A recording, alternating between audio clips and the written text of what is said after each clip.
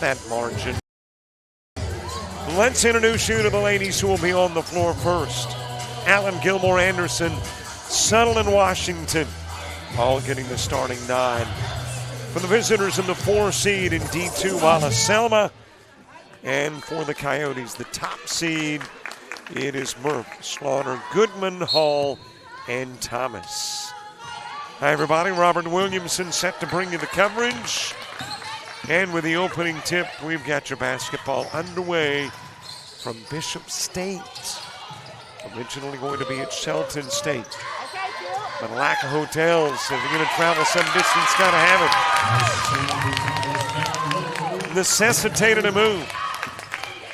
And Trent eager and staff here, eager to host. Opening points belonging to the Coyotes. Anderson flipping it over to Washington. Washington with a miss, down with a rebound, Thomas. Over it goes to Murph, and Murph will bring it to the Coyote into the floor. Trying to take a early 2-bucket lead. Into the corner to Slaughter briefly. Back it goes to Goodman, and there's an offensive charge to Goodman.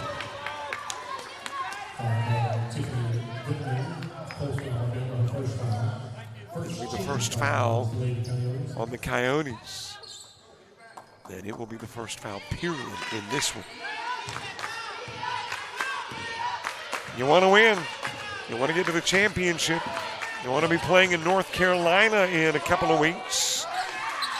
Nifty little move for Anderson to drop in the 2.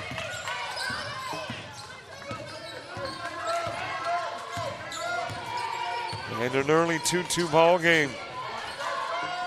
Murph over to Goodman, and there's a drive by Murph and the blocking foul. It'll be charged to Chloe Gilmore, the 5'7" freshman from nearby Pritchard, Alabama. So each team with 1. As Hall puts it in play, Slaughter's pumped. She'll go to the line. Washington committing the foul.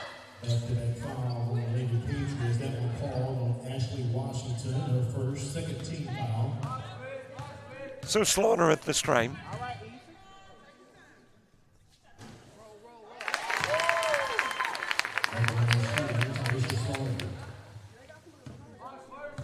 Slaughter a 52% free throw shooter. Goes perfect there though and puts the lead back out to 2. Off the glass, not there. Subtle able to get it back, but Hall will take it after the second subtle miss. Into the corner. Goodman off on the 3. Put back. Not there for Slaughter. Thomas drawing the foul, and she's back at the line.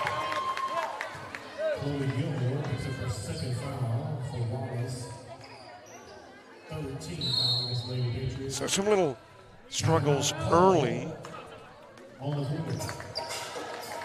And we're going to go to a timeout. And I think that has become the media timeout as the Coyotes take a 2-point lead.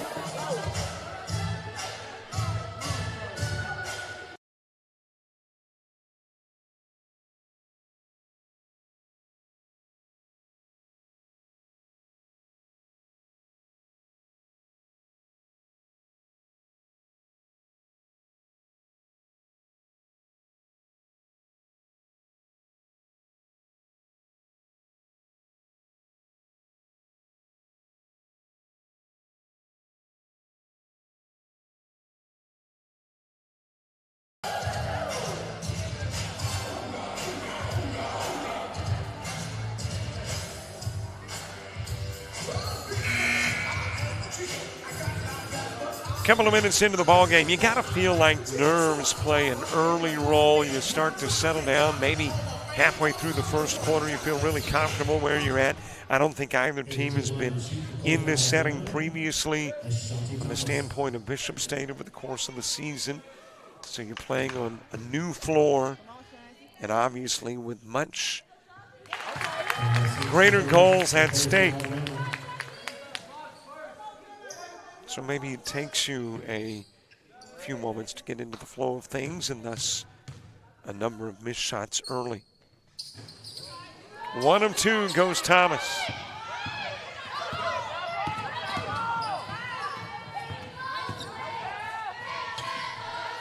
Off the glass for Robinson. That is Jakiria Robinson, who is from Selma, checking into the game. And they got a Thomas foul. Well, I did a ball game on, I think it was Wednesday night in Georgia, where we averaged about a foul every 30 to 45 seconds. It's starting to look that way again. Settle, the 5'10 freshman from Marion, which is where MMI is, but Marion Military does not have a women's basketball team. Not that she would have gone to MMI regardless, but that kind of solidified things.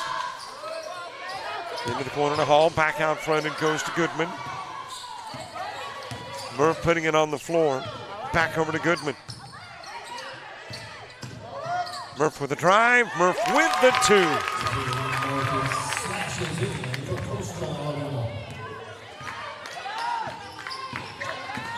I think the scoreboard here awarded the points initially to the wrong side of the floor. There we go, 7-4 game.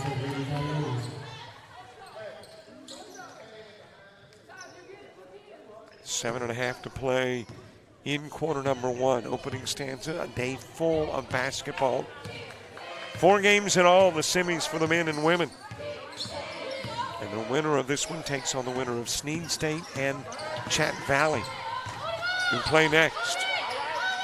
Slaughter feeds it to Murph. Over to Thomas, trying to track it down in the corner. Saves it, but into the hands of a Patriot. Then it's stolen away by Murph. To the glass, couldn't get it to fall from the left side. Tamila Allen. Check that. That is going to be Jakiria Robinson committing the foul. It is a non-shooting foul and will be brought in from the baseline. In a 7-4 contest.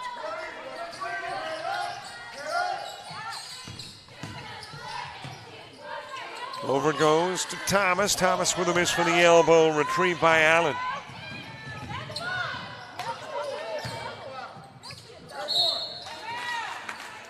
And a foul committed as Settle brings it to the glass.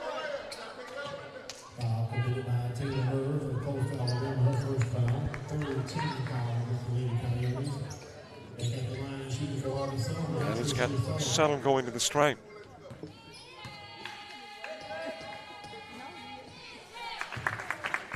Missing the first of 2 as a team. This Wallace Selma squad hits 61% of their free throws. Settle is a 43% free throw shooter. And misses both. Slaughter with a rebound.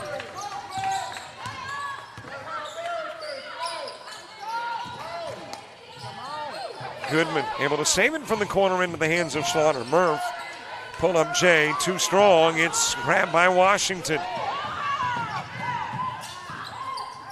On the other end of the floor, Allen. And then Robinson with a miss on a 3 try.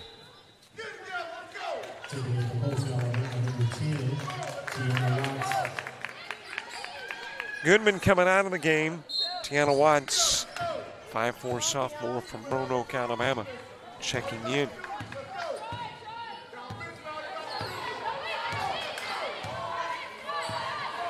Both teams look a little tentative. Of course, both teams have been off the floor for about a week. It has been right at a week since the end of the regular season for the D2s. Watt set it on the rim and coaxed it in.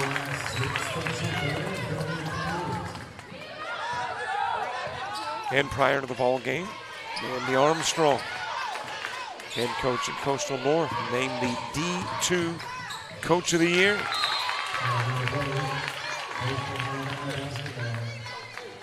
Out of bounds off Allen.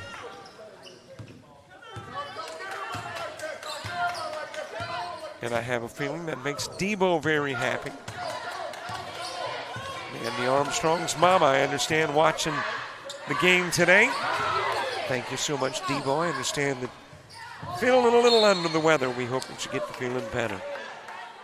And good to have you on the other end of the broadcast. Of course, whomever you are and wherever you're watching, thanks so much.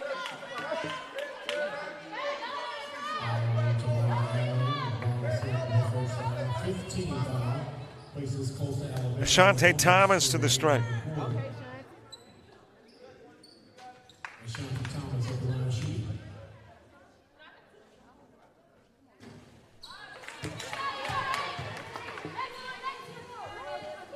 We spent an awful lot of time at the stripe early in this one. And Ashante Thomas there now. Goes 1 of 2.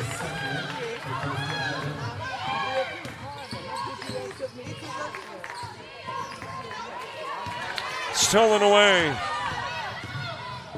Watts on the other end of the floor. Works it top side, trying to take it away. Anderson over to Murph, and Murph gets tied up. You're shocked, right? Another foul. Another whistle. And now it is Murph shooting.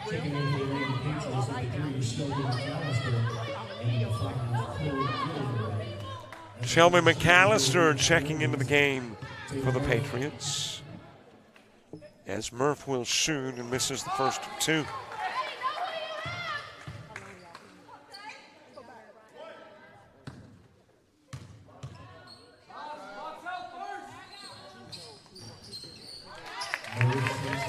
For the Coyotes, it's pretty much been the norm, a 1 of 2 trip to the line. And we're halfway through the quarter with a 7-point Coyote lead. And another foul. This time it will be Tamila Allen headed to the strike.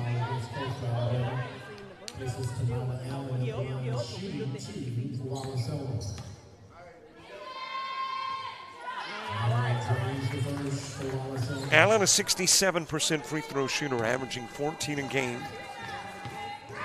Started all but 1 game this season for Wallace, Selma.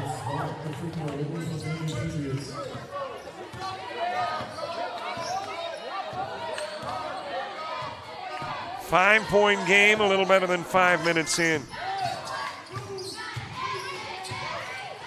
Handed off to Slaughter. Out front it goes to Watts. Down low, Slaughter. Short on the shot and rebounded by Washington.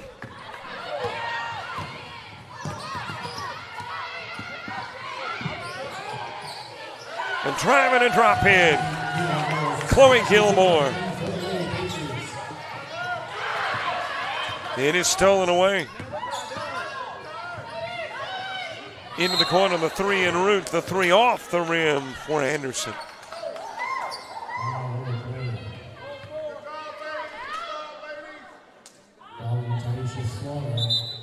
Taisha Slaughter committing the foul.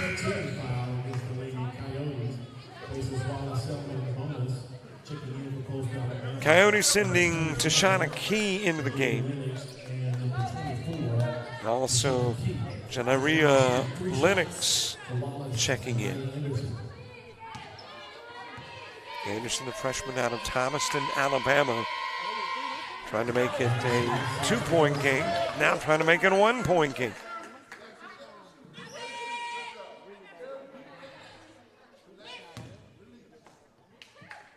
A 1 and a 4 seed battling for the chance to take on Parsons or Pirates tomorrow.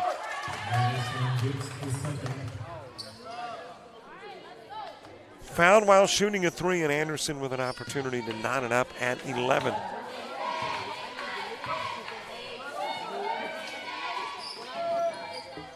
And she will.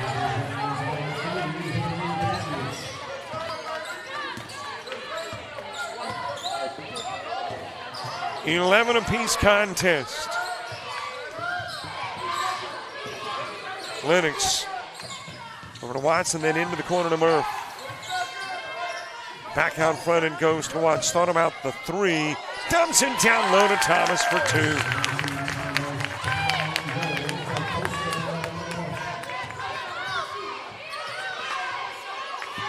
Fed over to Gilmore. For the right side, Anderson going to the left side to McAllister. Washington feeding it outside of the arc. Into the corner, Allen, three ball. Wallace, Selma with their first lead of the game.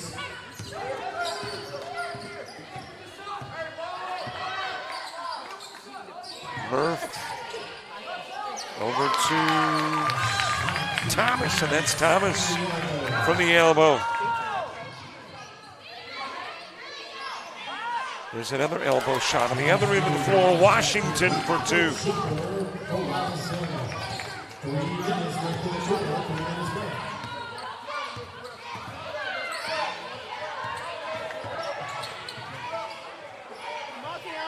Over to Watts, bringing it down low, off the glass. Now the offense is cranking up and the ladies feeling comfortable on the hardwood. McAllister, she's got two.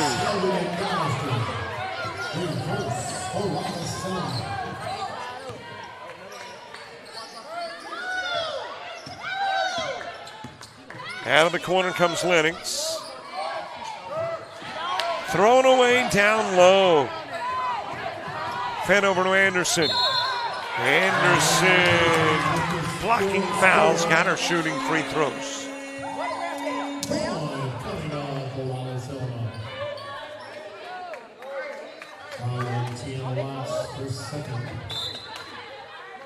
Watts picking up her second foul.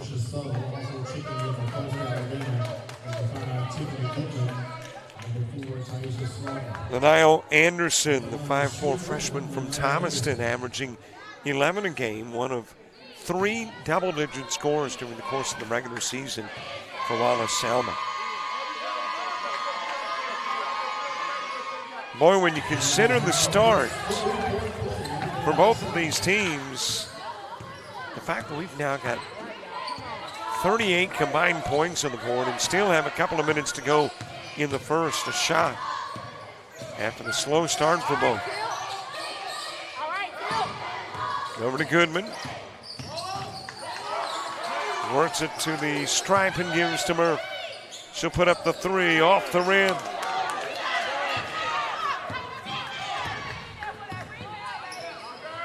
Over goes to McAllister. 3 balls and air ball. Lennox headed to the other end of the floor.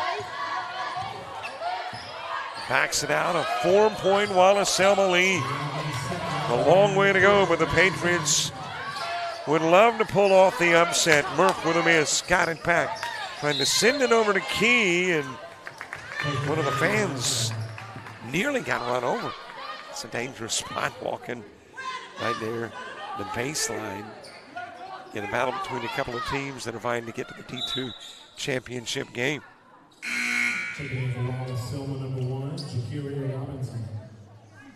Robinson back into the game. Lennox to put it in play from the baseline.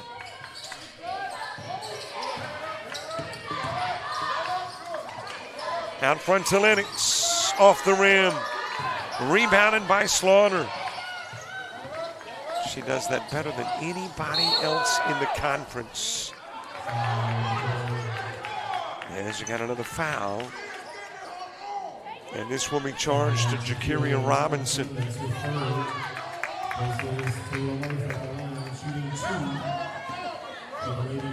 Murph with an opportunity to make it a 2-point game.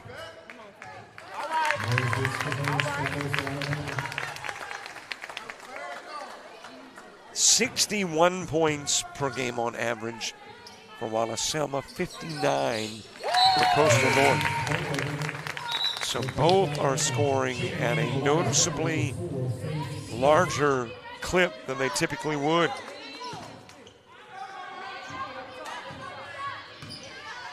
I mean, if you do this every quarter, they're both at 80 plus. Splashed in. Long range from Allen.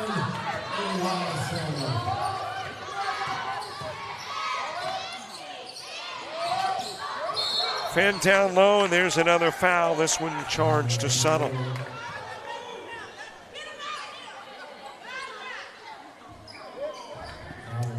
Well, there is not a lot of spare Patriots.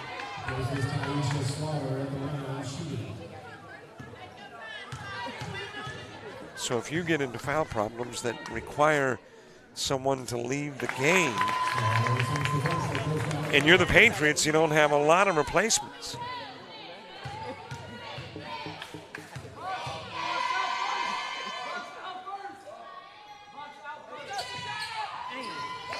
Slaughter 1 of 2, rebounded by Gilmore.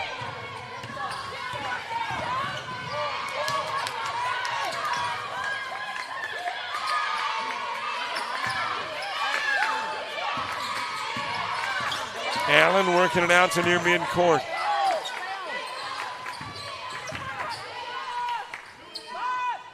That is Subtle from the elbow, rebounded by Slaughter.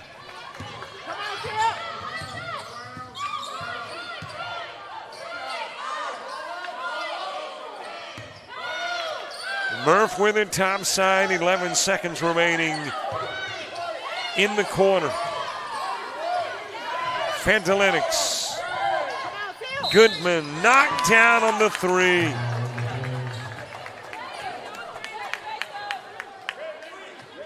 And Goodman headed to the stripe shooting. Now you got a little spat between teammates. Looked like McAllister and Allen for the Patriots. They had a little bit of a discussion that wasn't an exchange of pleasantries.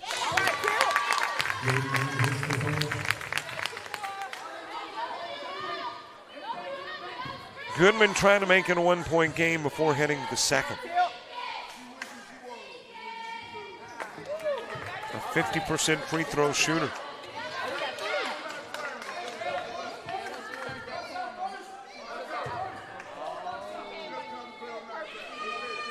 The last of three, it splashes in. And that's going to do it for the quarter. Wallace Selma trying to pull off the upset. Leads it by 2 after 1.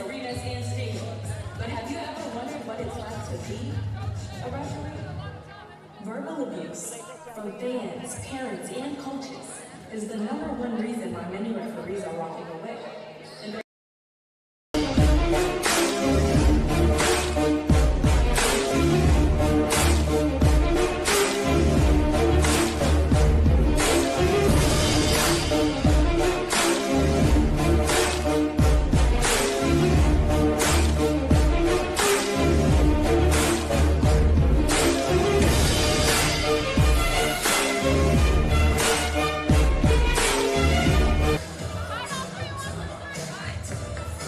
Members of Chat Valley watching from the other side of the floor.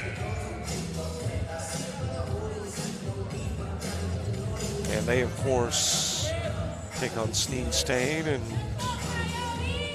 are hoping to play the winner of this one tomorrow.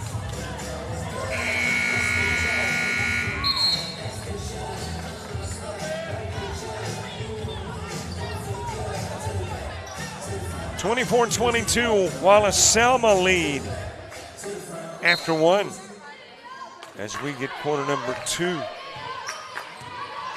in progress. And my, what a difference 10 minutes makes. You can almost see at the juncture in the game in which things just began to flow for both. Got off to I was going to say auspicious start, but I really don't know what auspicious means. But just kind of a slow start for both teams. But obviously, with a total of 46 points on the board in the opening quarter, they overcame the early woes and jitters in the first.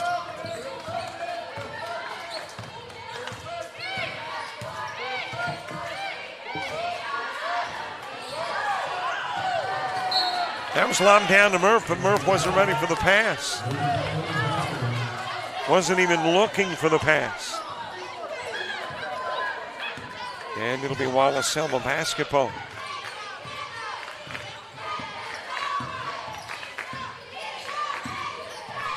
Leaning in, that is Allen. Tipped away. Murph trying to track it down. And the foul is committed by Chloe Gilmore.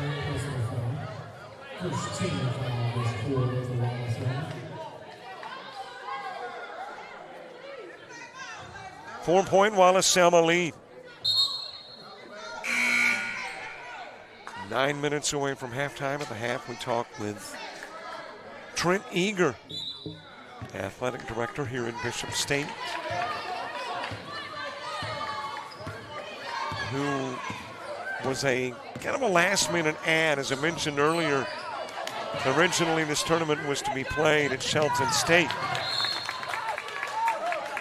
We're going to go out of bounds off Slaughter on the way down. And Trent Eager stepping in to offer this facility for the D2 championships. Huntsville, Alabama will host D1 next week. Too strong for Sutter. Lennox has got it. Takes it to the other end of the floor, leans in from the elbow.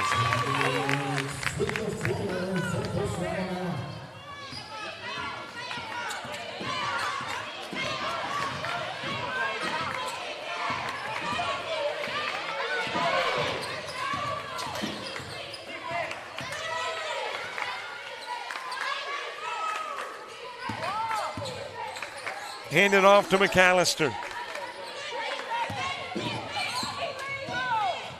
Lost into the paint, picked up by Murph.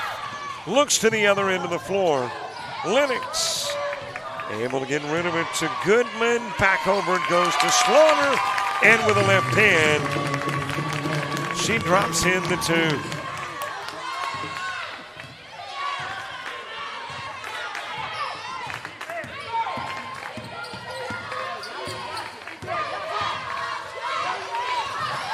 McAllister trying to get it into the corner to Allen.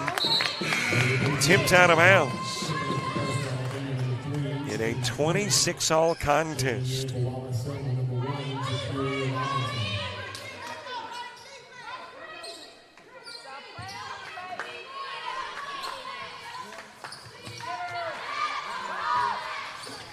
Turnaround Jay, the long two. A little too long for Anderson. Coyotes trying to get the lead back, the lead relinquished with about 3 minutes to play in the first. A little short with a pass, able to take it away. That is Anderson off the glass for two.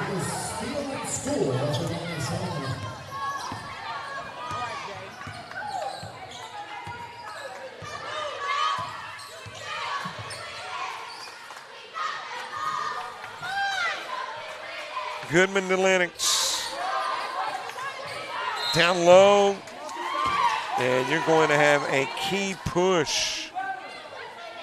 Going to push aside Washington with one arm while breaking to the hoop. And it was in front of the official, and he calls it.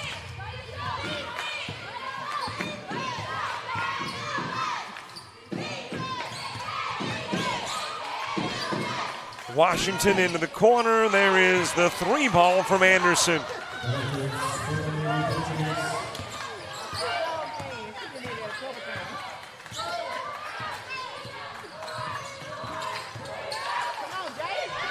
Down low, slaughtering.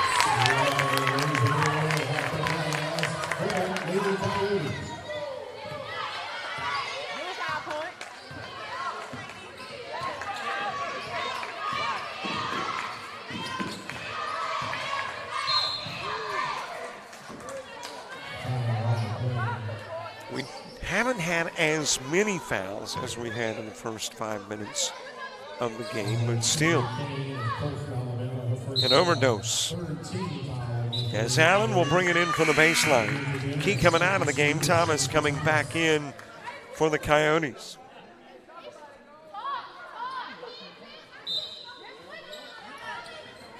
In play to Anderson. Subtle, nothing there, kicks it into the corner. Anderson has already popped some threes. She walks with it, does Subtle.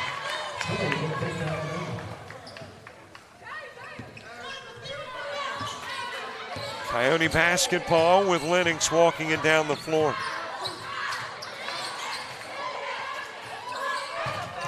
Goodman to Thomas. Somehow forced it over the rim.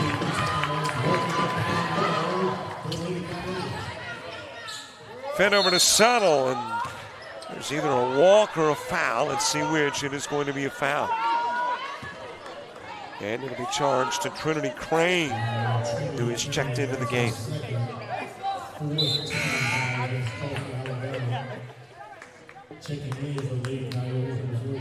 That is the last of the Coyote non-shooting fouls in the first half.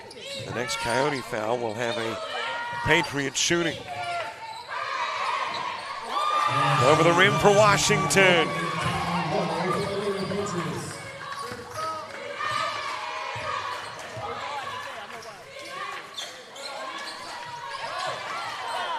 Another turnover. There have been a litany as Allen banks it off the glass.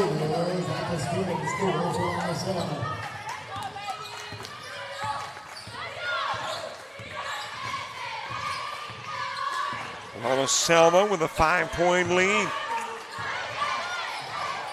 And almost another turnover. Tossed into the corner to Goodman, puts up the three. She'll hit it. For the Coyotes, much needed.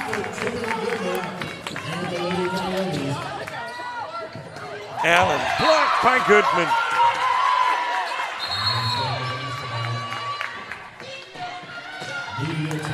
And there is a timeout in the action. 4:47 to play, half number one. Patriots trying to pull off a major upset.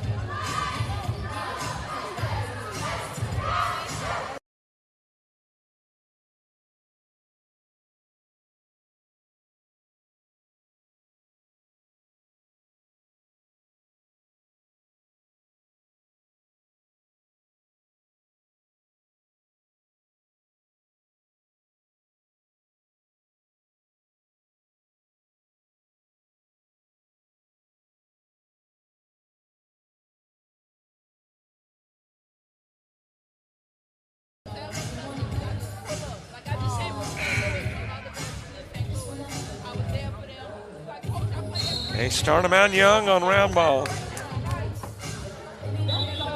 And start them out young with the rhythm right.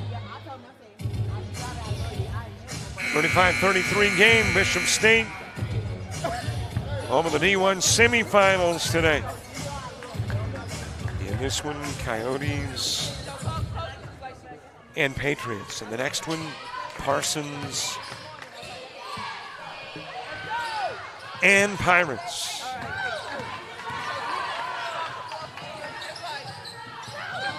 Back over it goes to Murph. Goodman. Hall back into the game. Fed down to Thomas. Short on the shot. Anderson on the other end of the floor walked with it.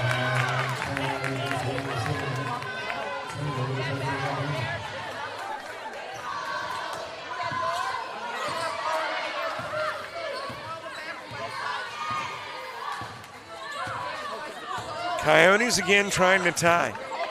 In the 35-33 game, 4 minutes away from our halftime conversation with Trent Eager. Goodman, red jerseys all over the place. Down on the board is Subtle. Got a jump ball on the possession arrow. Keeps it on this end of the floor.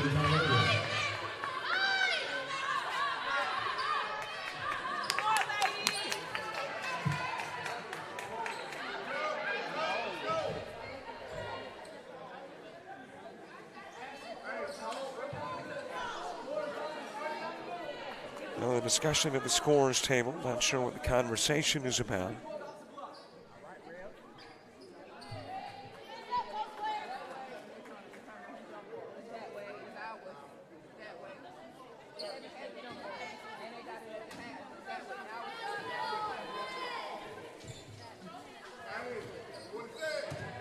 I think it has something to do with either shot or game clock.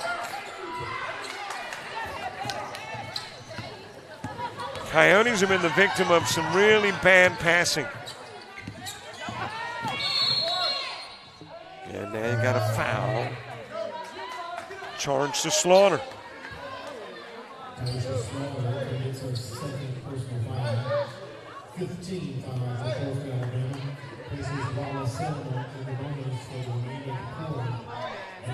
That foul sending the Patriots into the bonus.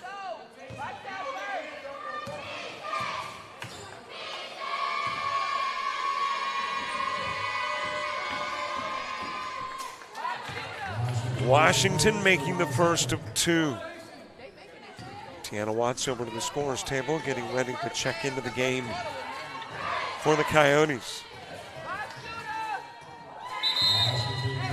Pair of Washington free throws extends it to a 4-point game.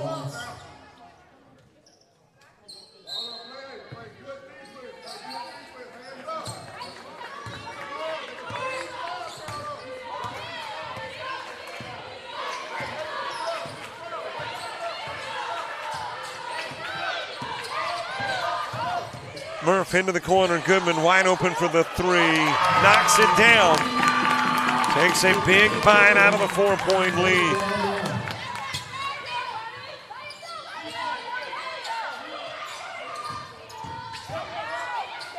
Taking it down low, Robinson. Eventually back out front and goes to Washington. Trying to respond to the three on the other end of the floor. Watts with the rebound. Fed over to Goodman. Short on the shot.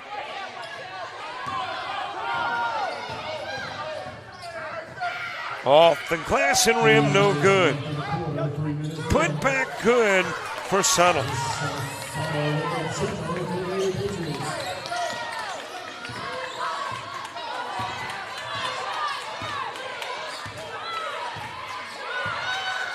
Wallace Selma with a 3-point lead. They have led by as much as 5.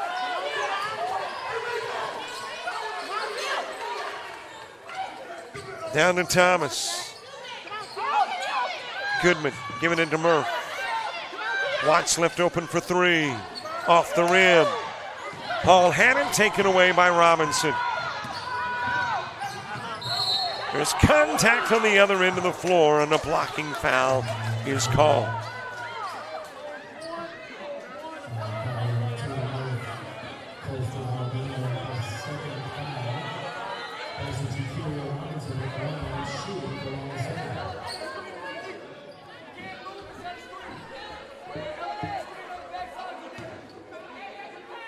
Carrier Robinson at the strike.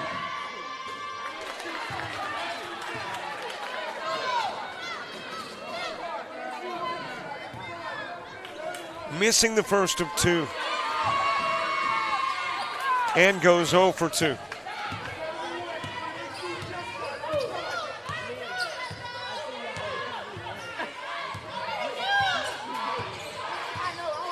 Well, I mentioned when these two teams met in their first meeting of the year, it was a 22-point Coyote win. The second meeting, that was cut in half. It was an 11-point game. And at the moment, you got Selma on top. Flipped over to Subtle, left open underneath. She'll hit the 2.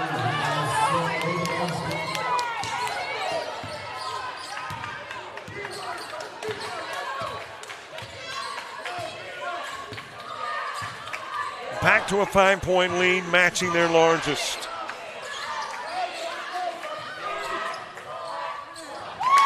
That is a 3-ball from Raven Hall.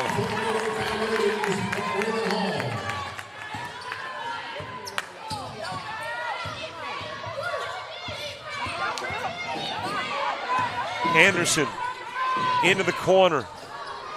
Off the rim with a 3 try for Allen. That will go out of bounds off the Coyotes.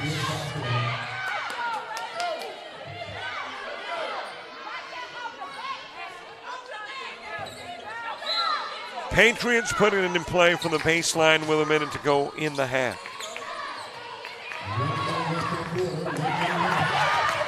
Tipped, taken, battle to get it back. Got a jump ball. And the possession arrow sends us where? The Patriot end of the floor.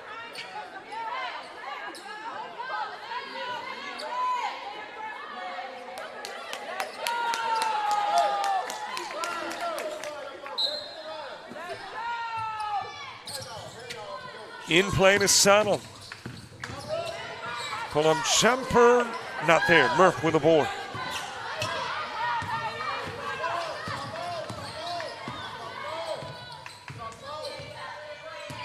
Coyotes trying to tie it, or if you shoot from behind the arc, lead it. Goodman feeding it to Murph. Murph putting up the long two, hits it. It's 41 all.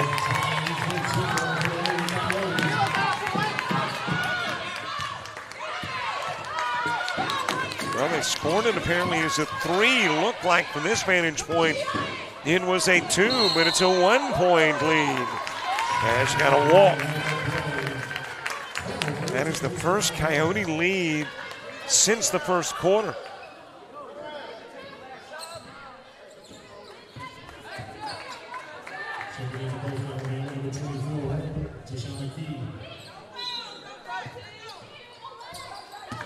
Coyotes hoping to score on their last possession of the half.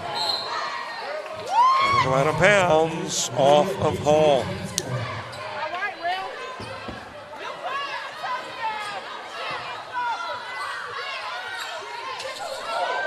In play to Allen. It is hit at the buzzer by Anderson to give the Patriots the lead. Going into the locker room at halftime. Ladies and gentlemen, we appreciate you coming out and supporting Alabama Community College Athletics with our Division II Women's Tournament. What a first half of basketball. What a way to start the D1 tournament here. 44-42. The halftime lead belonging to Wallace Selma. I mentioned our conversation with Trent Eager. It's about a minute away.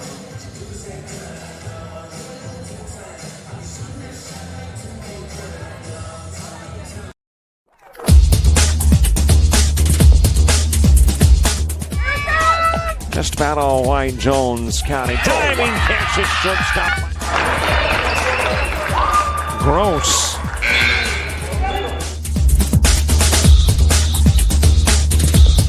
Towards the gap. Diving catch in center field by Ben Aklinski. There is a shot towards deep short. Kraft's got it. Long throw over, and he got it.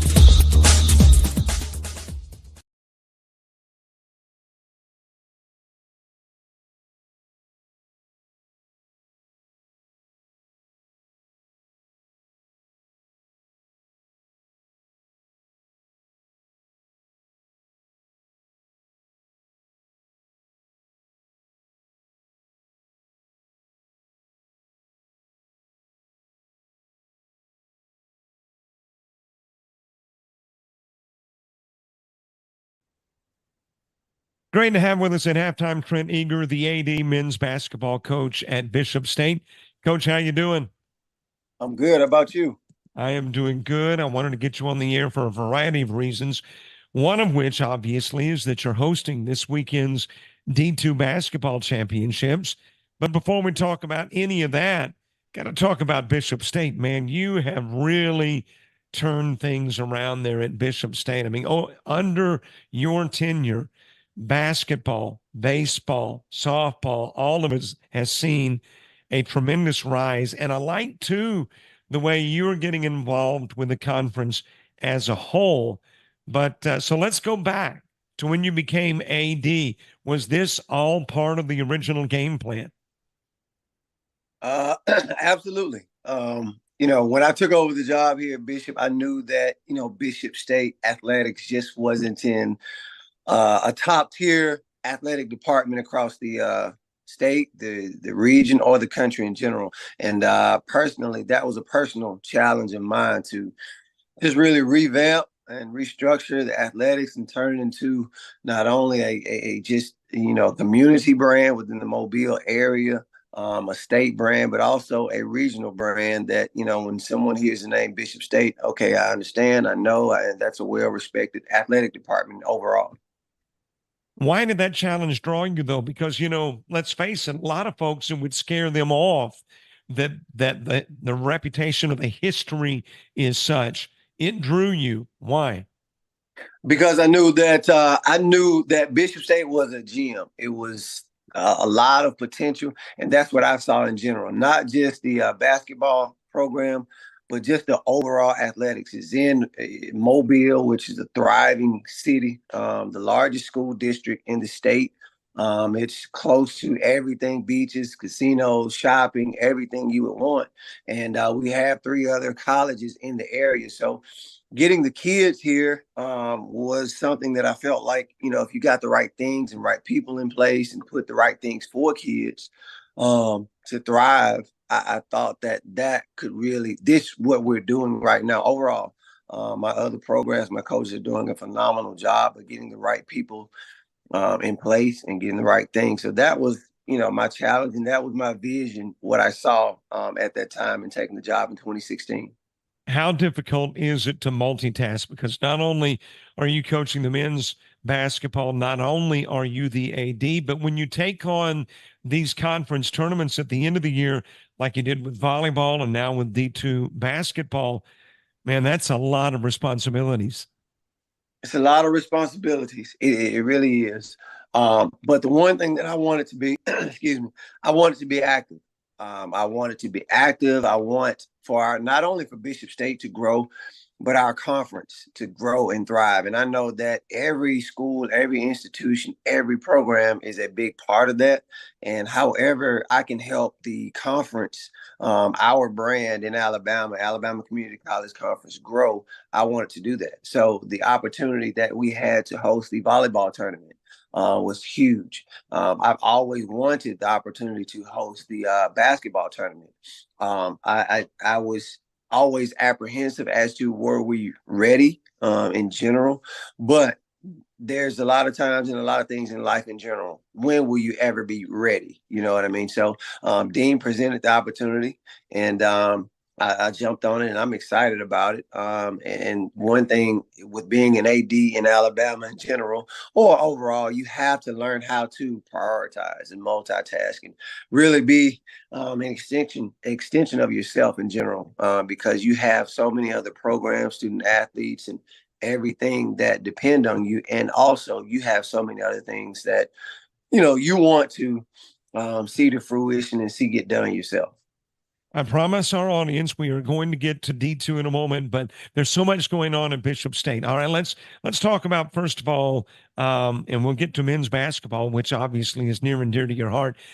Baseball. I think for the first time ever, a trip to Oxford a year ago, and coming into this weekend, I think number 2, maybe in the conference. I know it's very early in the year, but obviously that baseball program has been turned around under one of your hires, James Hattenstein.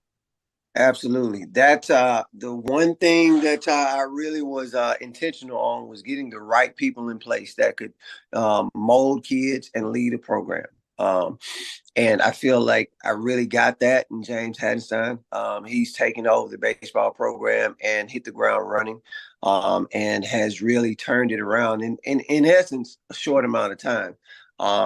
To where it's a regionally respected program, which is what we wanted, and has gotten kids here and on to the next level. And, we've got a kid that's thriving at the University of Alabama. So he's done a phenomenal job with his program, and I'm really excited to watch him continue on with, the baseball, as I am all my other coaches. And of course, softball, you make your way to Alabaster, I think it was a year ago. So coach there doing a great job as well, picking up that softball program. Mm-hmm. Yeah, it was really exciting times last year. Actually, the men's basketball was the only program that didn't make the playoffs last season. And, last season was a year of taking over the program, and in year two and dealing with just kind of turnovers and just turning the program around. But to see those other programs, all of them make the tournament and show, growth, not only just improvement, but also growth. That was something really special. And now we're in a place that, I'm really excited about our athletic department. We have, all of our programs are contenders, programs that can, push and contend and not only just make the playoffs, but also compete. And that's something that we've always wanted here at Bishop State. That's something that I've always seen that we had the potential to do. And of course, and I guess we won't dwell on each sport because we'll run out of time here at the half, but obviously tremendous success in volleyball, women's basketball. And then, of course, you mentioned not making it a year ago, which you made up for that this year as the number one seed in men's basketball. Wow, what a great year you've had. Yes. We've had a really phenomenal year. A lot of milestones. The one thing that I can go back on, and I told these kids beforehand, before the season started, I don't know what it is, but we did have the makeup to be and do something special. That was my speech to them back in October, and they have lived up to that. And we've still got a lot of work to do, but for what they have done behind us is nothing short of special, nothing short of it. All right, let's talk about basketball. This particular event that's being hosted by Bishop State originally wasn't going to be at Bishop State. So tell us how that transition occurred. So the tournament was originally supposed to be held at Coastal Alabama. And my great friend and mentor, Daniel Head, is the AD there. And he and Dean, they both, approached me and just asked me about would I be willing to step in and help. And I, honestly, I was like, thank you for the opportunity to step in and help. I've always wanted to be, helpful. And like I said, be engaged in the conference, not just at Bishop State, in the conference. So they approached me with that. Would I be able to help out? And, of course, with where I am, of course, I do it. So that's going to be this Friday and Saturday, and I'm really excited about hosting it. What does that add to your play? Because you are wrapping up the regular season where the men's and women's basketball are concerned. Both are headed to Huntsville. That will be next week. So how much does that add to your plate to take on the D2 this week?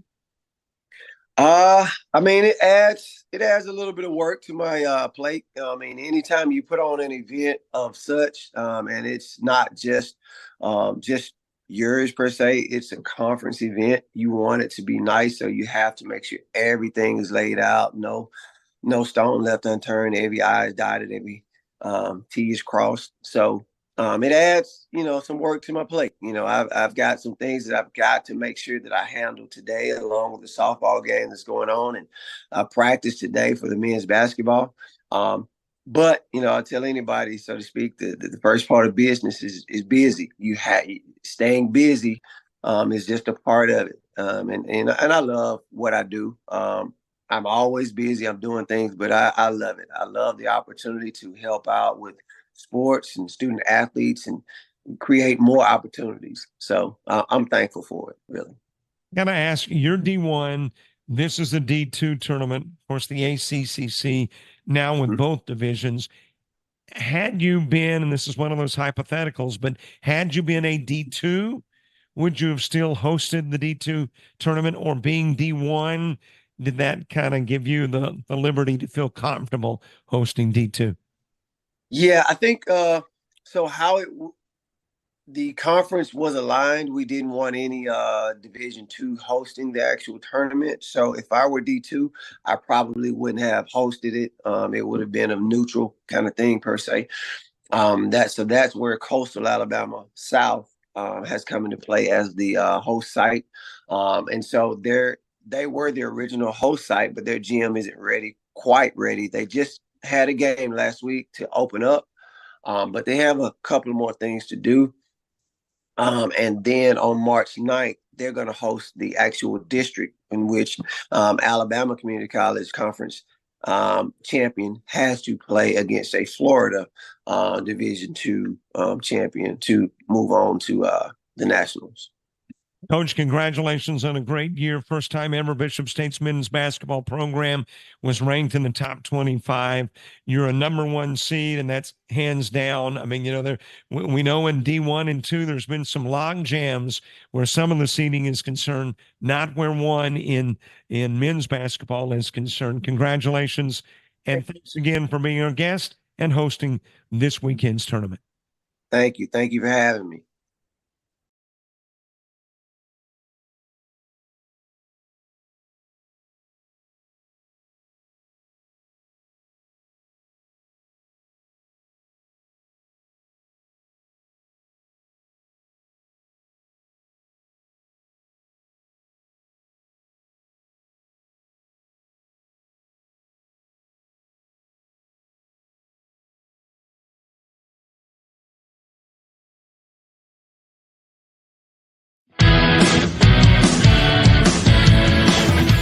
Frustrated. She's having trouble with her defensive player. Look at this sweet pass behind the back for 2 on the assist. And that one is hit on a rope to center field. Watch that one. And it is, oh, what a great diving catch by the center field. And in that game, it was basically a running back by committee. I mean, you had a lot of guys carrying the football. Is that the protocol for the upcoming season for the backfield of Jackson State? It's a really nice pitch to get the ground ball double play. Second one. 6-5 is your final. East Georgia advances to the championship game.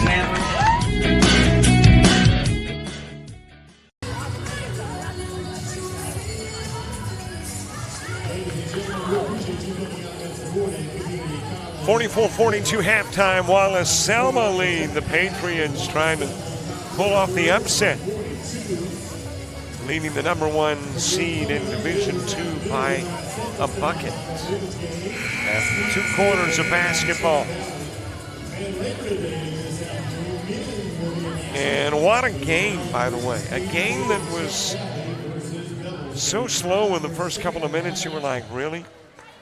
And then all of a sudden, both teams got their offenses cranked up and turned into a great first half of basketball. And welcome into half number 2. This is the big one. You don't win this half, and you don't have the lead after these 20 minutes, and you're not playing tomorrow, and you're not playing in the Nationals. Over to Thomas. Thomas off the rim, and down with the rebound, it is Washington. The Patriots trying to start off where they left off in the first half, and they got a shot in the arm with the Anderson 3 at the buzzer with a second remaining. Murph ties it up at 44.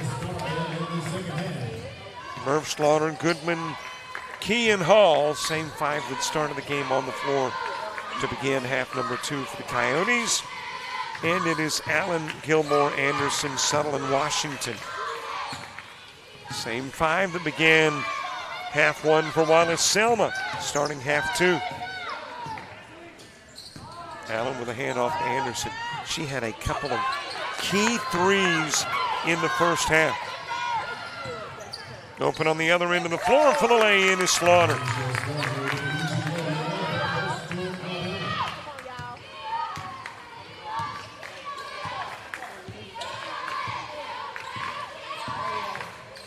Anderson. The lean in for the charity stripe by Washington. Handed back over to Murph, and Murph will walk it to the other end of the floor. When you do not have a double-digit lead, either team in the first half had a pretty good game. And we didn't have a double-digit lead. Hall coming down with the board, gives to Murph. Pull-up jumper, no good. Off Slaughter, or is it off Washington and out of bounds? It is off Washington. Tiana Watts checking into the game.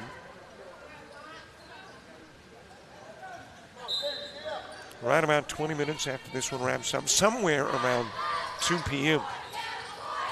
Sneed State and Chat Valley in game 2 of our semifinals, thrown away from Hall. Coyotes have struggled with their passing in this game.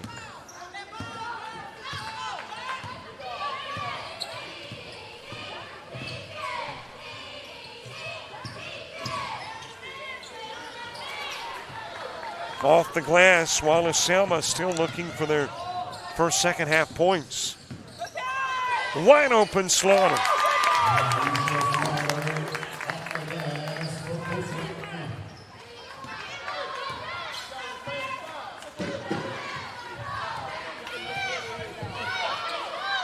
Anderson, wow, she has been a dagger. Dropping in the 3 and cutting 3 off of the 4-point lead.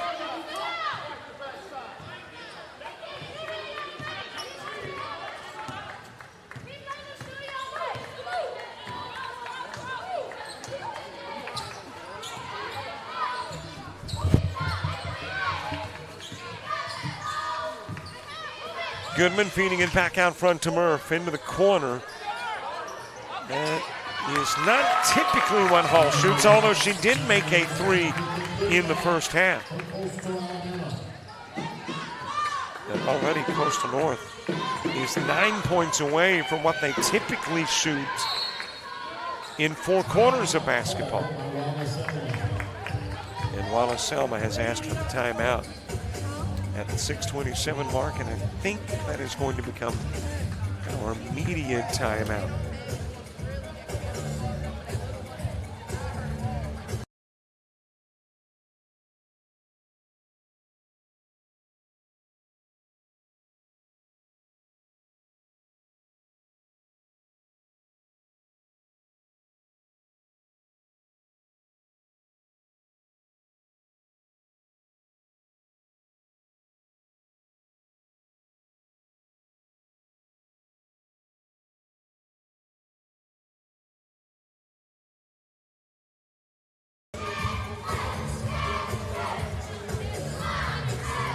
And there is your D2 Coach of the Year,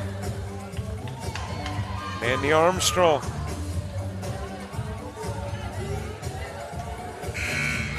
Received the plaque and the honors prior to the start of the game.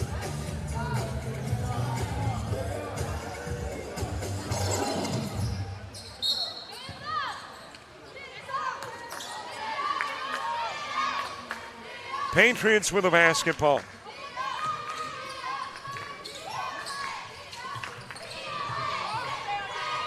Anderson, and she has been tough. Again, makes it a 1-point game. Murph nearly had it taken away, able to maintain possession. Goodman feeds to Thomas, and Thomas for 2.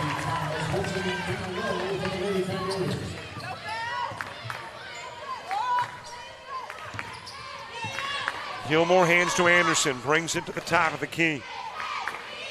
Back over to Gilmore.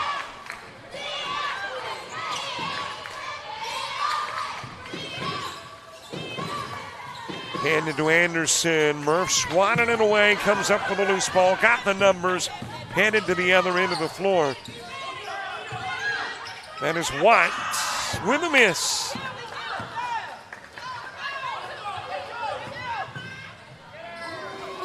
Little Euro step for Allen for a pair.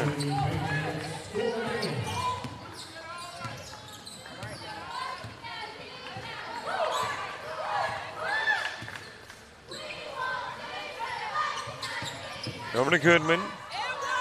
Too strong. Tipped into the corner, able to track it down. Robinson, and the Patriots with a chance to reclaim the lead. Missed shot grabbed by Thomas.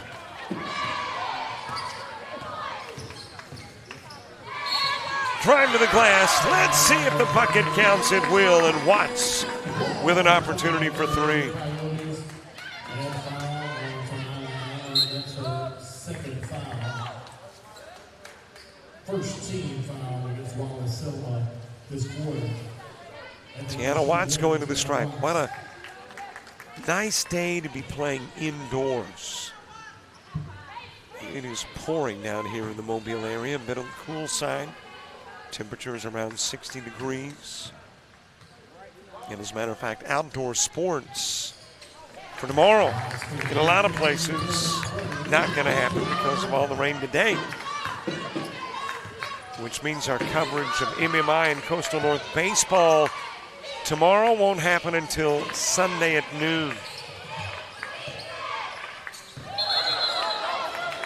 Double dribble by Chloe Gilmore.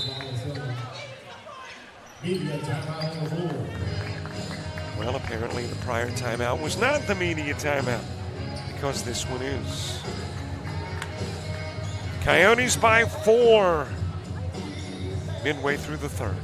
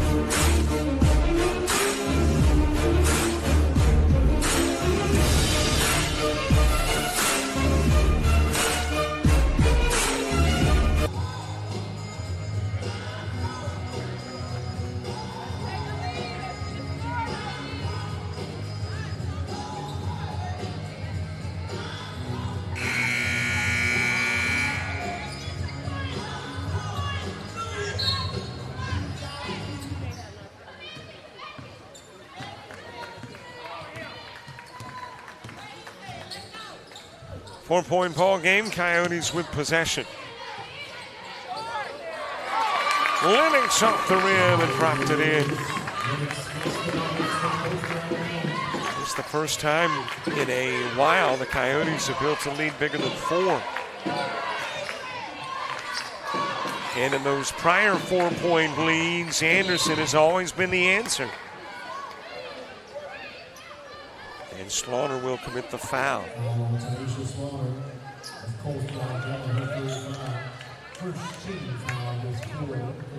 We are not seeing fouls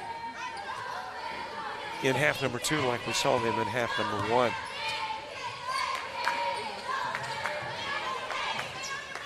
Gilmore at the timeline, over to Anderson, putting up the long 2. It is no good, but Patriots get it back. Washington off the glass.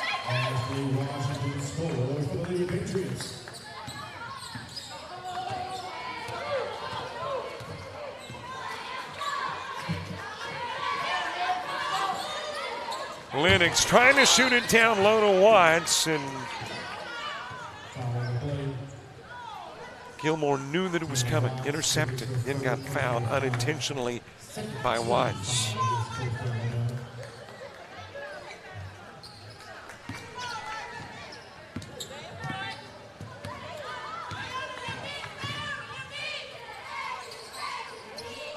Settle turns around from the elbow, a little too strong. Slaughter able to track it down.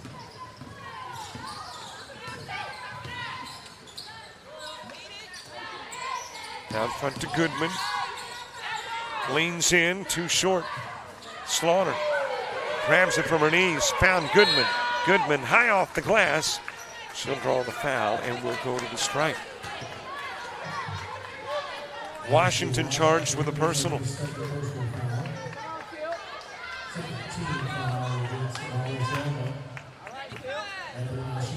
Putting Goodman to the line, a 50% free throw shooter.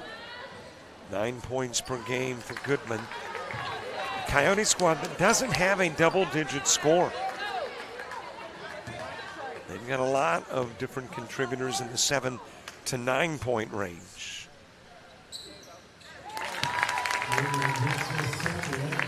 Goodman 1 of 2.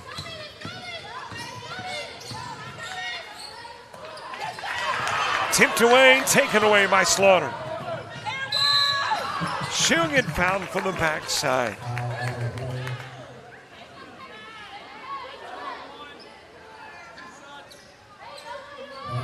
Slaughter will go to the line and shoot 2. 13 foul against the Lady Patriots at the line shooting is Kylie Slaughter.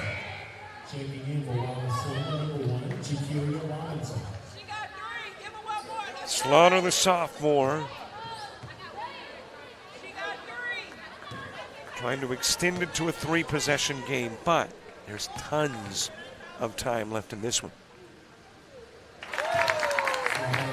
But hey, you'll take a 3-possession lead anytime you can get it.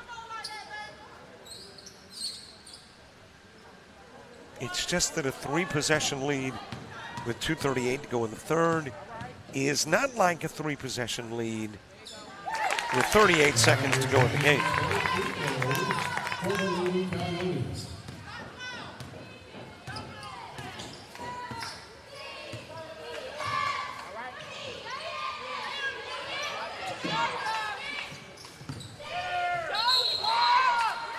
Got a travel in the paint by Robinson. This is a Wallace Selma squad that you can certainly expect big things for the remainder of this game, but big things a year from now, because these are all, with the exception of one, freshmen. I'm not sure where Lennox was going with the pass, but it didn't find the Coyote. Foul called on Thomas.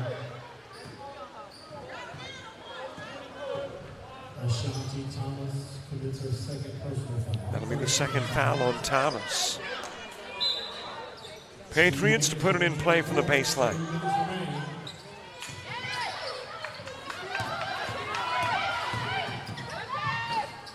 Back over it goes to Lennox.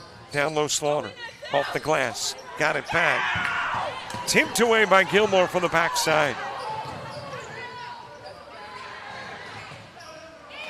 Able to get a couple of bounces off the rim and a little nibble from the glass.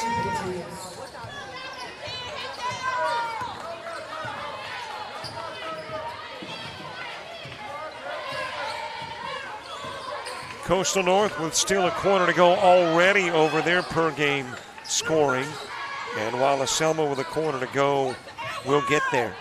Watts found a loose ball and put it in.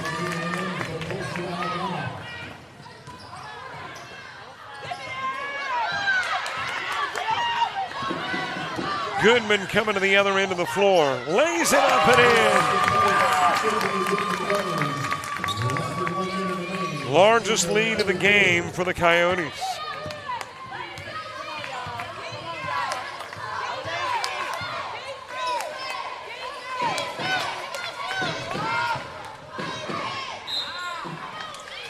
Got a Thomas foul, and that will be her third. And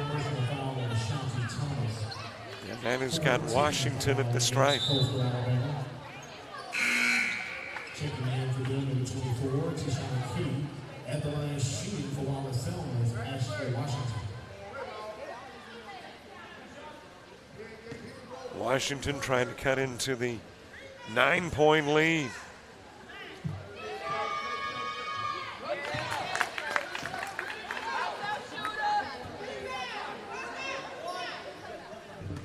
Washington, a 65% free throw shooter.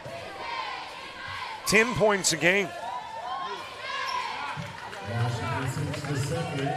Coyotes don't have a double-digit score, but the Patriots have 3.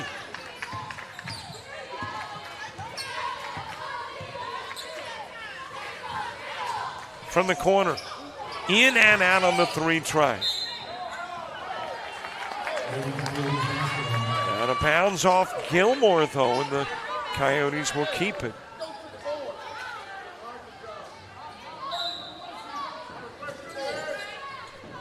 .25 seconds remaining in the third. Off the rim. Key giving it to Watts, and Watts getting fouled.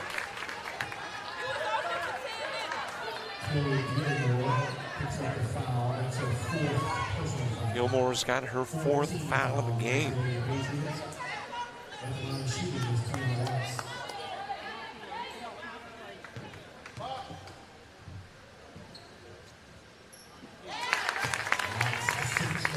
Well, if Watt hits one more, we will see something we have not seen in this game, a double-digit lead.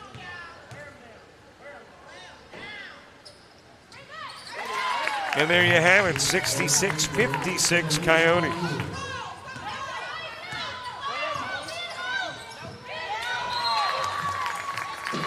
Thrown out of bounds, and the Coyotes will have it the final 9 seconds of the third.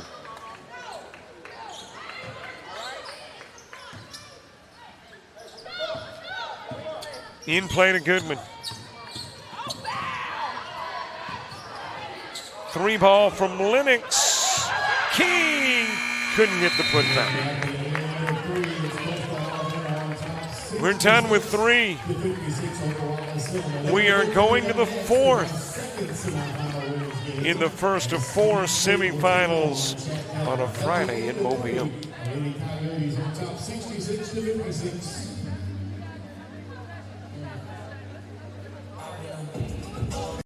University of Alabama Online, where legends log in. A tradition of excellence.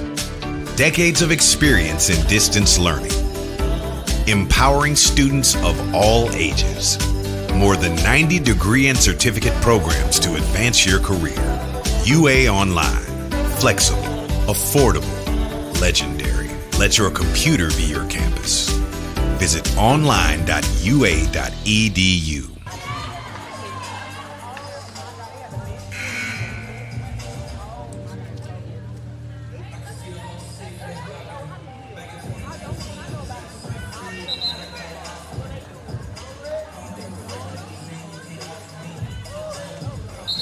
Fourth quarter action underway, 10 minutes to play. Coyotes with a 10-point lead.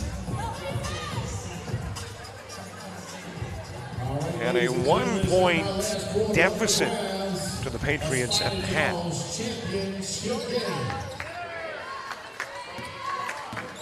And outscore the Patriots by 11 in the third to take a 10-point lead into the fourth. Key saves it on the floor, but to Anderson, and Anderson will take advantage.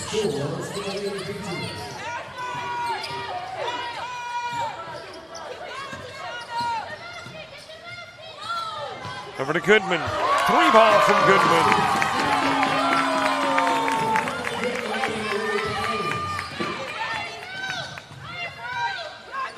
Gilmore trying to slide through defenders, and Key, I think, reached in and committed the foul. Gilmore slow getting up.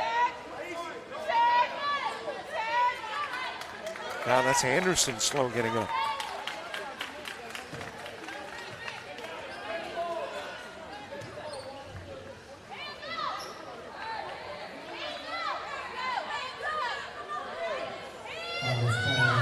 Non-shooting foul. Gilmore to put it in play from the baseline. Feeds to Suttle, and Suttle is fouled.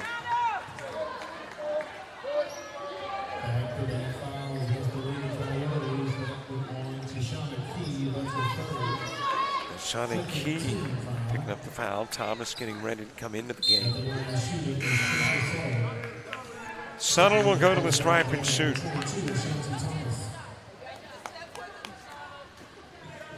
Four games today, 2 tomorrow. And then next weekend, D1 basketball in Huntsville with 4 games on Thursday, the same Friday, and championships on Saturday. And by the way, that will be watched all over the state of Alabama on Alabama Public TV.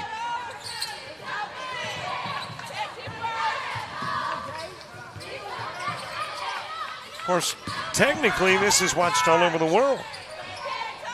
Thomas Two-pointer. Hey, this is a good spot, too, to remind you to subscribe to our YouTube channel. Not everyone today watching is watching on YouTube. Most of our games, that is true, but not true today. And a number of folks watching on the ACCC Sports Network. But either way, subscribe. Slaughter taking advantage of Settle heading for the basketball. Slaughter heads for the hoop.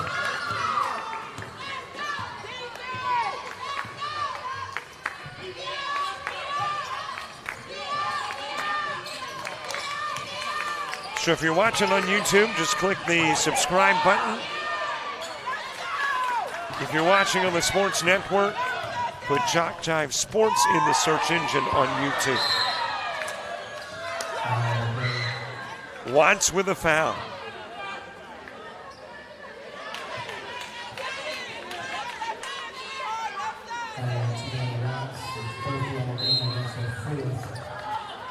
Murph coming into the game, and Watts, who is very emotional coming out of the game.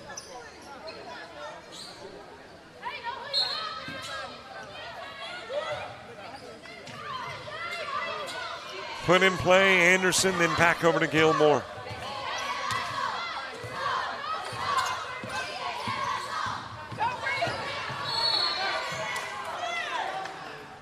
Gilmore making it Allen bringing it down low. And Tiffany Goodman got a little too handsy apparently. And is charged with the foul. Anderson.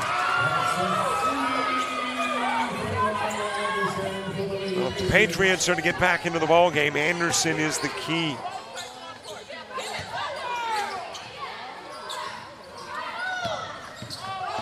Anderson on the floor. Lennox on the three.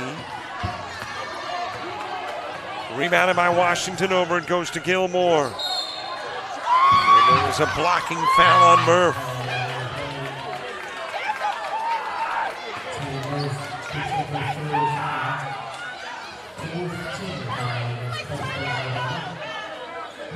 So Murph picking up the foul.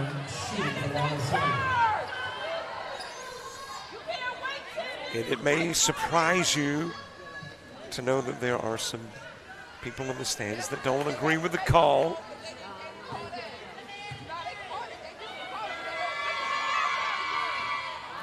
Gilmore missing the first of two.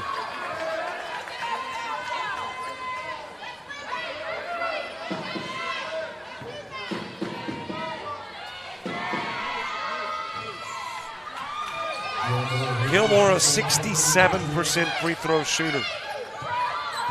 Gets it back inside 10.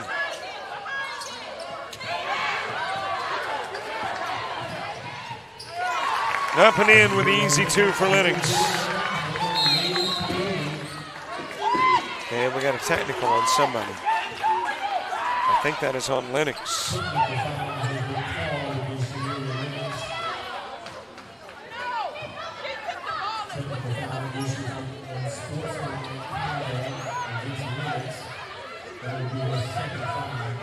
So Lennox picking up her second foul on the technical.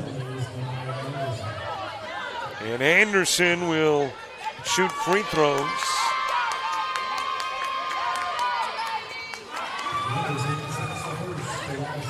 And can get it inside 10 again.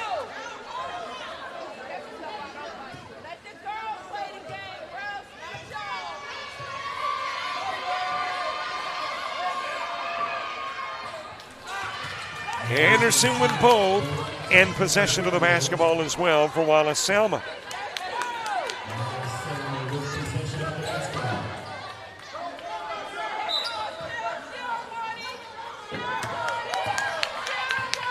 Put in play to Allen.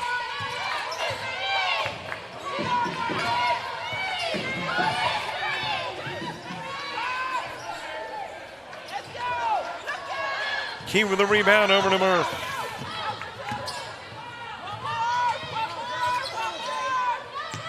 Back out it goes to Murph.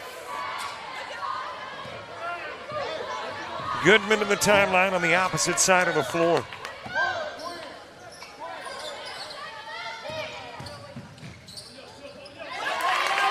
Nifty move by Goodman for two.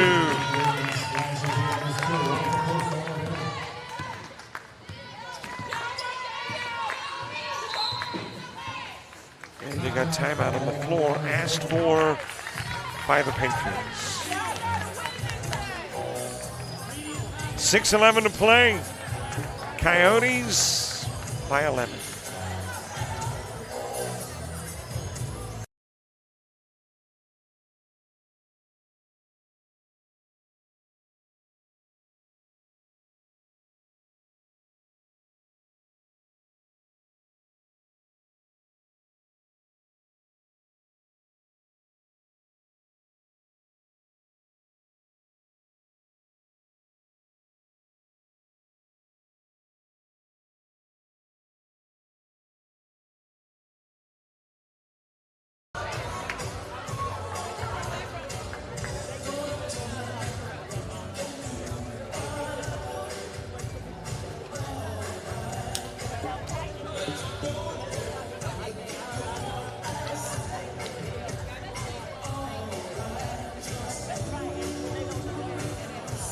Bishop State Mobile, Alabama hosting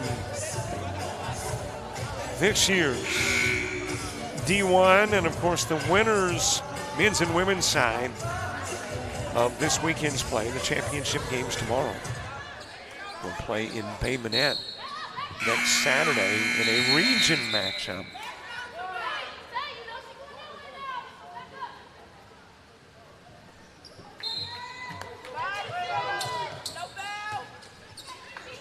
Put in play to Washington. Back it goes to Allen. Brings it to the glass, lays it up and in. A 9-point game again.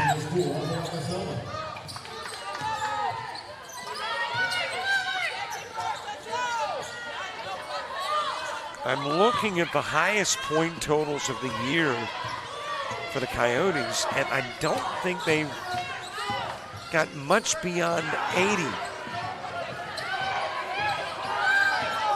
Got 77 in this one. Murph rattling it in with a second to go on the shot clock.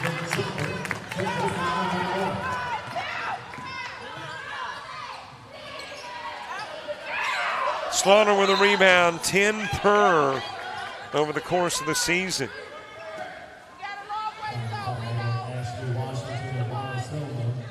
I think 79 is their regular season high. And at 79 currently. Well, apparently not a shooting foul. So we're going to take it to the other end of the floor and put it in play from the baseline.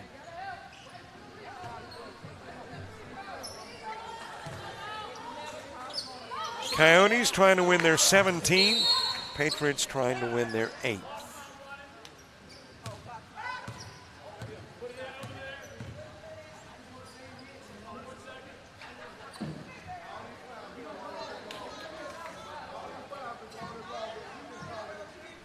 So the clock wasn't running, so we have got that problem corrected.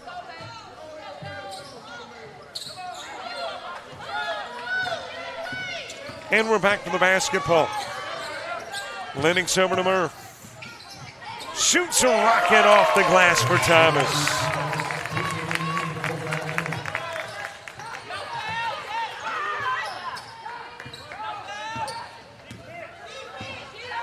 And with that bucket, the highest point production of the year in a game for Coastal North at 81 with still half the quarter to go.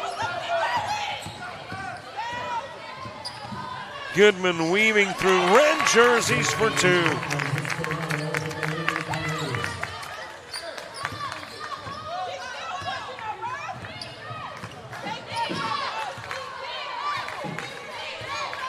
Gilmore backing out, gives over to Allen. Chat Valley and Sneed State coming up. Winner of this one has the winner of that one tomorrow at 1. Air ball from Anderson. Slaughter gives it over to Lennox.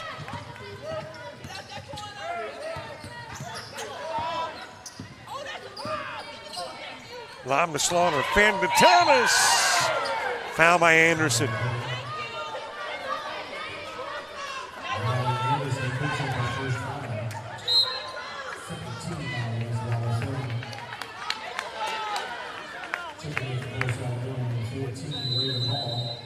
Thomas going to the stripe, but now there's a timeout on the floor. Patriots taking the break. Coyotes with the lead, but still 3:57 to go.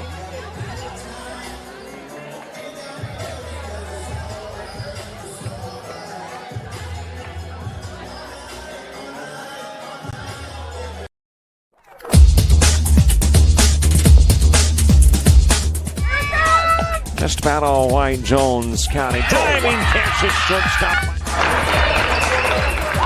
Gross.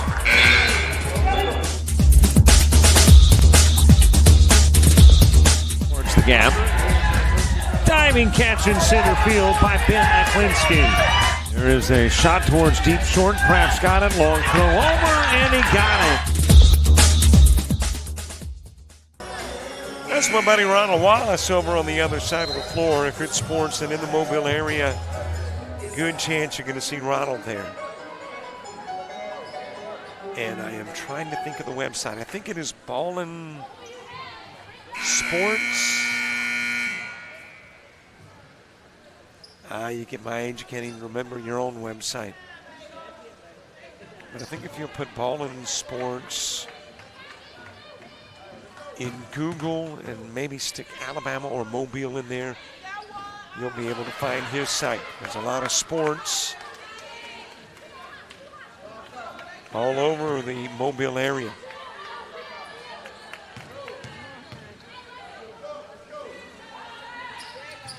Thomas 1 of 2. A 14-point lead for the Coyotes.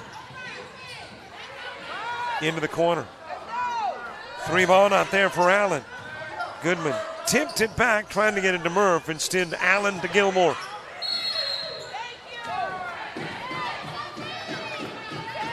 And now a foul on Washington, I would assume, based on the temperament.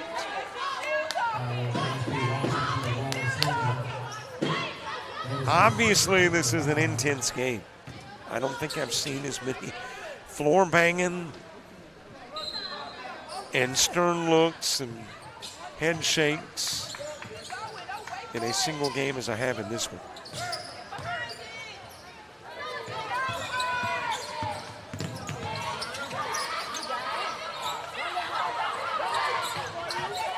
Over to Lennox.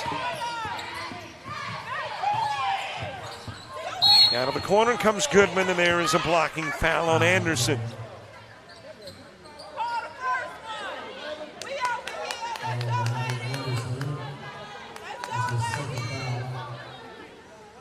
Well, based on how many fouls we had early, I'm just shocked we haven't had anybody leave the game yet via foul trouble.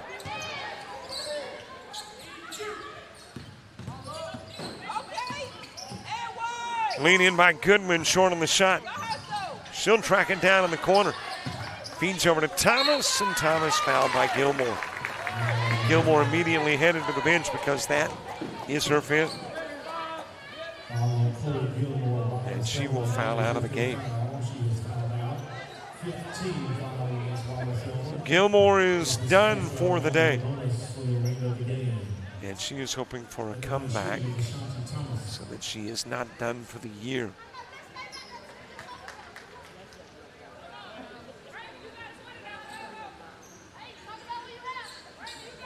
I'm telling you, as soon as the foul was committed, she didn't even have to wait on the official.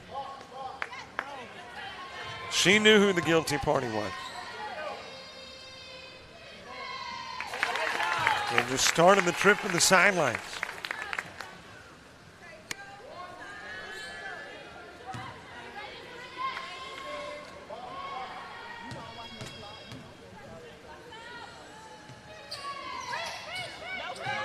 Rebounded by Subtle.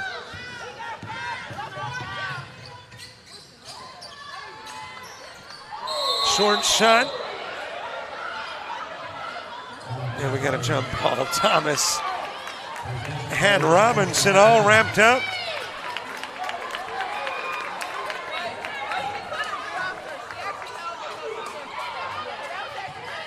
I think Coach Wallace Selma saying, how is that not a foul? Over to Murph.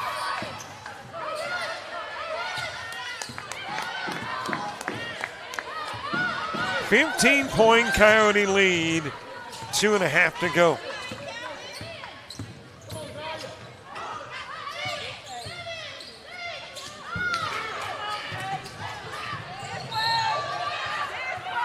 Out of bounds off of Lennox.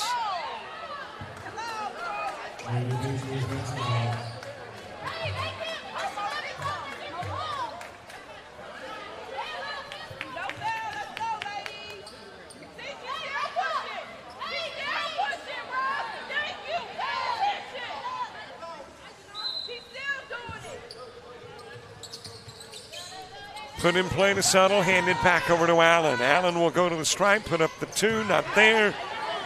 Hall with a rebound, lobs it to Lennox on the other end of the floor. She'll fire the 3 and knock it down.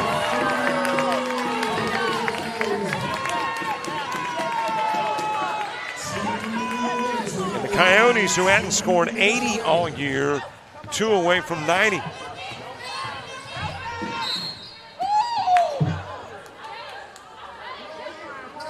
Foul on Raven Hall.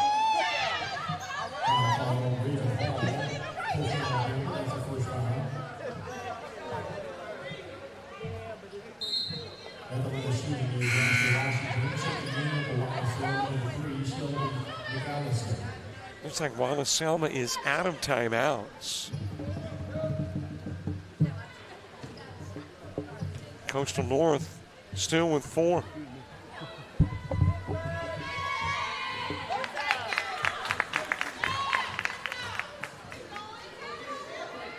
I assure you that the Coyotes have no desire to stop the clock.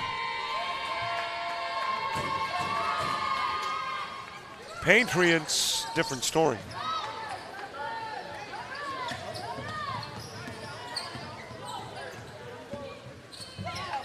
Almost backcourt, Murph able to save it. McAllister into the game for the Patriots. Goodman, another 3. And the lead pushed out to 20. Down low to Subtle, and Subtle off the glass.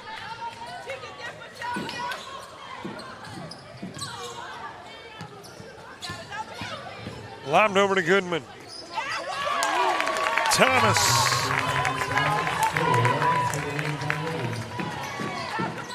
Lead back to 20.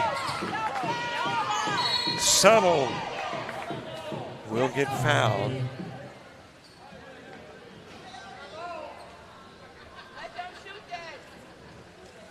And it is Murph that commits the personal.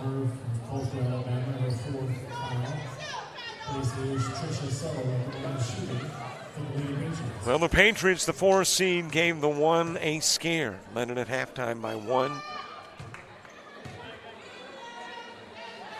But Coastal North putting together their best offensive performance of the year. Overcoming that 1-point deficit at the half.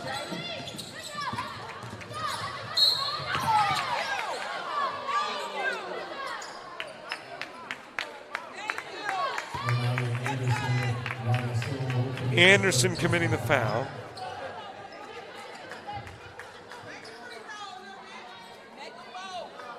And Lennox headed to the line. Highest point performance of the year for the Coyotes, 79 against LBW.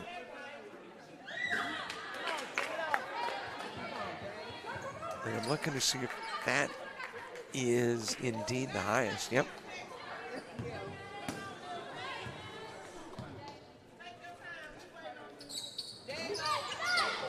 And you got 93 in this one.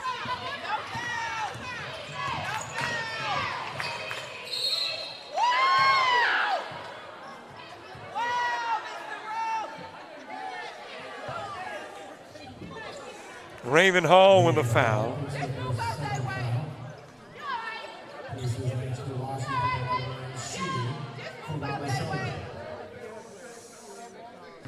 Just about a 20-minute warm-up period. And then you'll get Snead State and Chat Valley in progress.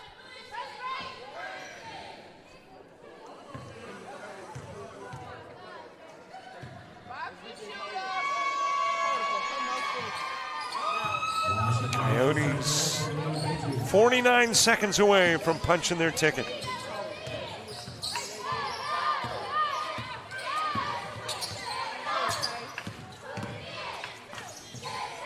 Over it goes to Lennox. That is Goodman off on the 3, Settle with the board. Stolen away by Goodman. From the corner, Lennox for 3.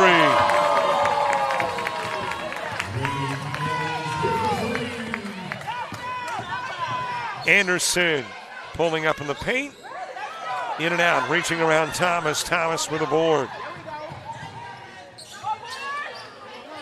Lennox, another 3.